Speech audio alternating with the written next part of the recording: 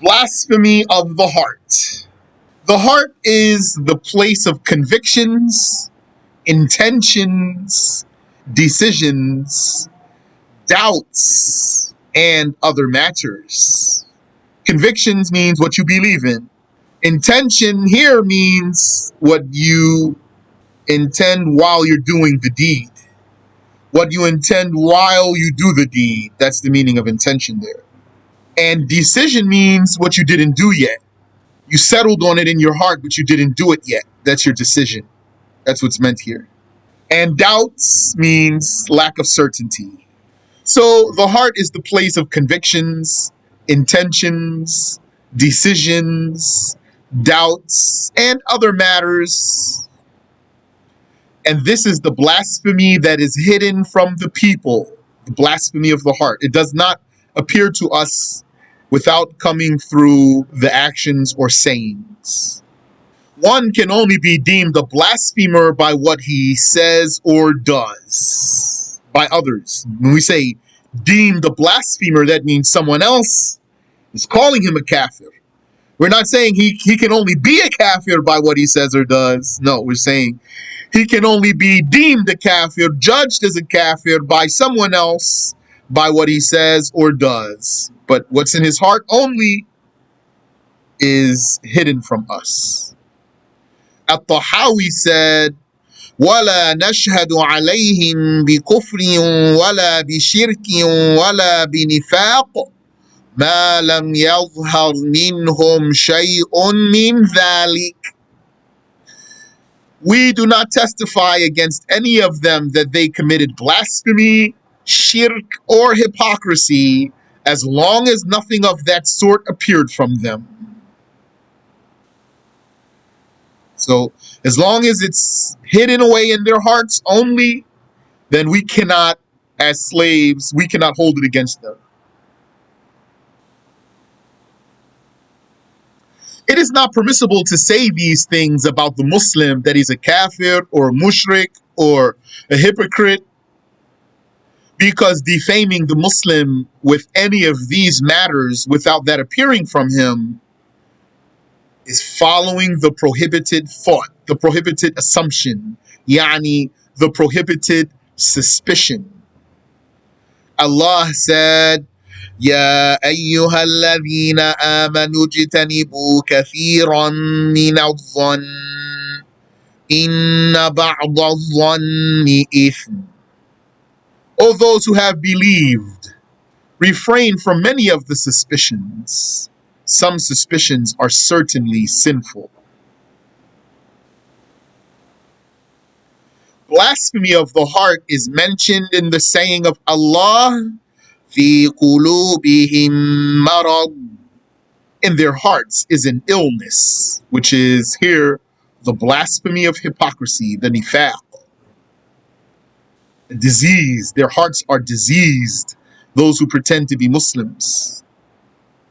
They pretend. That means they know they're not Muslims. Hesitating about blaspheming is blasphemy from the heart. Hesitating. Should I or shouldn't I? Deciding to blaspheme in the future, or making it contingent, dependent, conditional upon something, yani to say, if such and such happens, then I will blaspheme. That is immediate blasphemy. That is immediate blasphemy. Like saying, if I lose my money or if my child dies, I will leave Islam. Then that person committed blasphemy immediately. Blasphemy of the heart. And when we said here, like saying, we don't mean necessarily that he said it with his tongue. Now, while we're talking about the blasphemy of the heart, and in any lessons you take from a teacher, when they teach you about blasphemy of the heart, and then they say, like saying, like that means like saying it in your heart.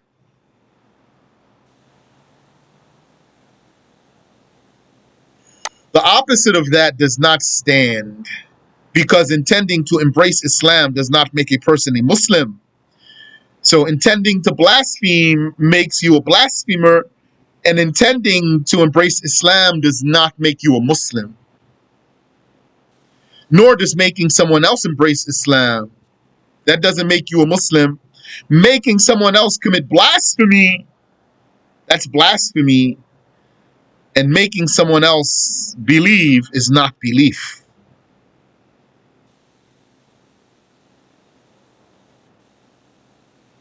Faith is only confirmed when associated with certainty.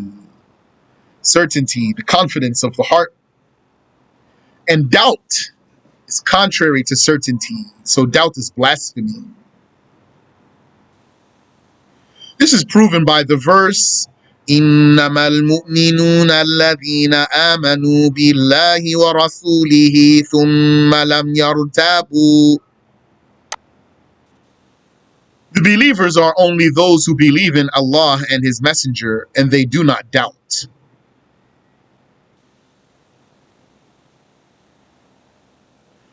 The Shaykh listed the doubt in Allah as a sin of the heart, under the sins of the heart.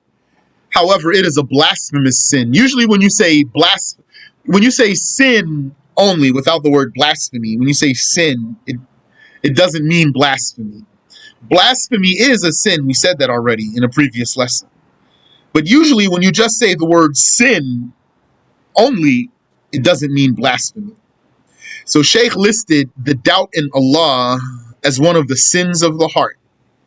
But in this case, it's a blasphemous sin. Even a mere moment of uncertainty. This includes the doubt in His existence, His oneness, His power, knowledge, wisdom, justice, or any other attribute.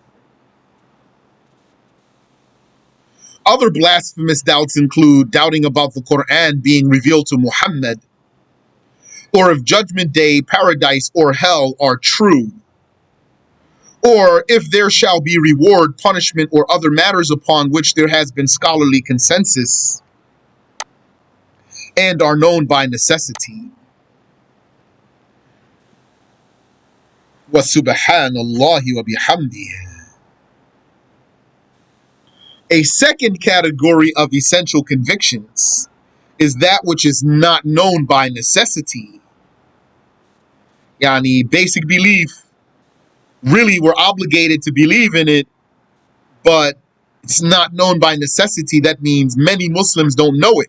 We're still obligated to believe in it, such as the basin or the lake from which the believers will drink before entering paradise, al-hawd. The mere doubt about it, about this basin, or the doubt about whether paradise or hell are presently existing. A lot of Muslims don't know that paradise and hell are presently existing. So it's not that they don't believe in paradise or hell. And they believe paradise and hell are everlasting forever, but they didn't know that it's existing now. So the mere doubt about the basin, although that's essential belief, and the mere doubt about whether paradise or hell are presently existing, although those are fundamental beliefs, we have to believe in that, yani. We're obligated to believe that paradise and hell are presently existing. But the mere doubt about that is not blasphemy for it not being known by necessity, because many Muslims don't know it.